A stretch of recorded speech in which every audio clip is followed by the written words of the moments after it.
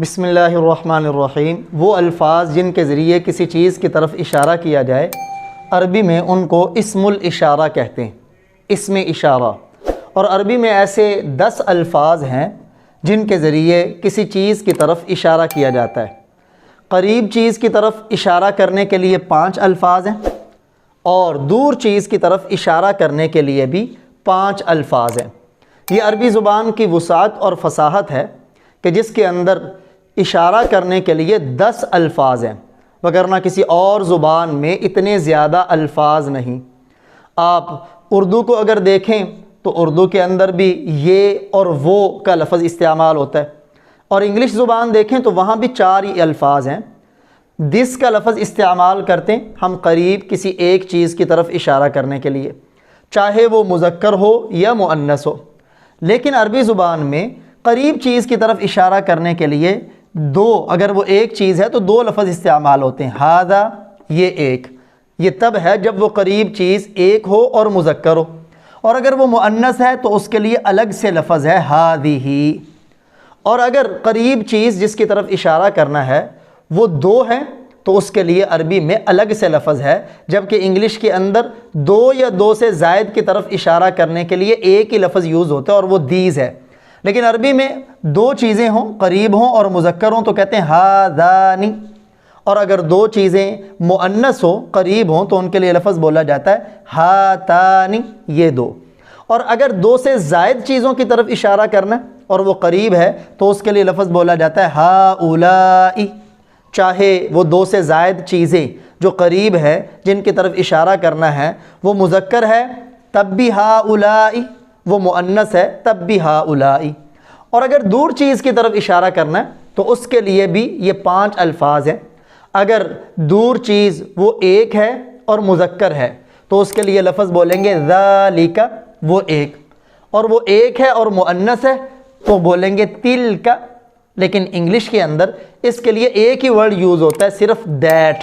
चाहे वो दूर चीज़ मुज़क्कर है तब भी दैट, मुअन्नस है तब भी दैट। लेकिन अरबी के अंदर अलग अलग, मुज़क्कर के लिए ज़ालिका और मुअन्नस के लिए तिल्का। तर्जमा दोनों का एक है, वो एक वो एक। और अगर दूर चीज़ें जिनकी तरफ इशारा करना है वो 2 है तो उसके लिए मुज़क्कर हैं तो ज़ानिका, मुअन्नस है तो तानिका। जबकि इंग्लिश के अंदर इनके लिए एक ही वर्ड यूज़ होता है दोज़। वो 2 हों तब भी दोज़, 2 से ज़ायद हों तब भी दोज़, वो मुज़क्कर हों तब भी दोज़, मुअन्नस हो तब भी दोज़। लेकिन अरबी में मुज़क्कर के लिए ज़ानिका और मुअन्नस के लिए तानिका, जबकि वो चीज़ें 2 हों। अगर 2 से ज़ायद हैं तो उनके लिए लफ्ज़ बोला जाता है उलाइका। चाहे वो 2 से ज़ायद जो दूर वाली चीज़ें हैं मुज़क्कर हों तब भी उलाइका, मुअन्नस हो तब भी उलाइका। आज के सबक में हम पहले 2 लफ्ज़ों के ऊपर मशक करेंगे, यानी अगर करीब एक चीज़ की तरफ इशारा करना तो उसके लिए हम हादा इस्तेमाल करेंगे, और दूर एक चीज़ के लिए इशारा करना है तो उसके लिए हम ज़ालिका इस्तेमाल करेंगे। हादा, करीब एक चीज़ पड़ी हो और वो मुज़क्कर हो तो उसके लिए हादा। गोया हादा का लफ्ज़ हमें 3 चीज़ें बताएगा। नंबर 1 कि वो चीज़ करीब है जिसकी तरफ इशारा कर रहे हैं। नंबर 2 वो चीज़ मुज़क्कर है।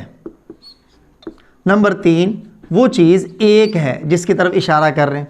इसी तरह ज़ालिका लफ्ज़ भी 3 चीज़ें बताएगा। नंबर 1 जिस चीज़ की तरफ इशारा कर रहे हैं बईद, वो दूर है। नंबर 2 ये बताएगा कि वो एक है। नंबर 3 ये बताएगा कि वो मुज़क्कर है। हम कहते हैं ये एक कलम है, ये एक पेन है, पेंसिल है, तो इसके लिए कहेंगे हादा कलमुन। वक़फ़ भी कर सकते हैं, हादा कलम, वो एक कलम है या वो एक किताब है।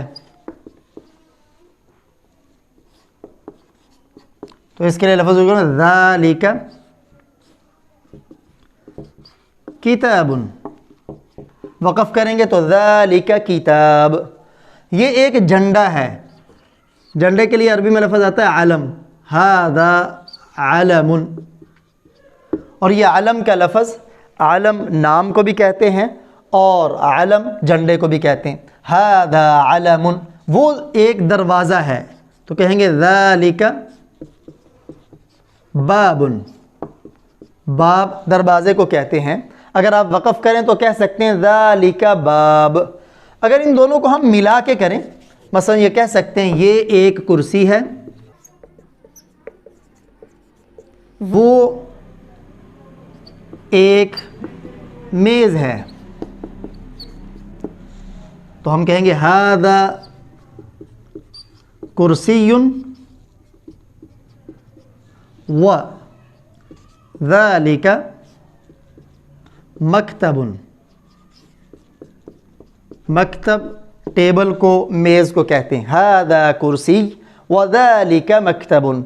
इसी तरह आपके इर्द गिर्द जितनी भी चीज़ें हैं आप उनको इस तरह मशक उनके ऊपर कर सकते हैं। आपके डिस्क्रिप्शन के अंदर अगर आप नीचे जाएं, आपको वोकेबलरी का और मुफरदात का एक PDF फ़ाइल मिल जाएगी, उसे डाउनलोड कर लें।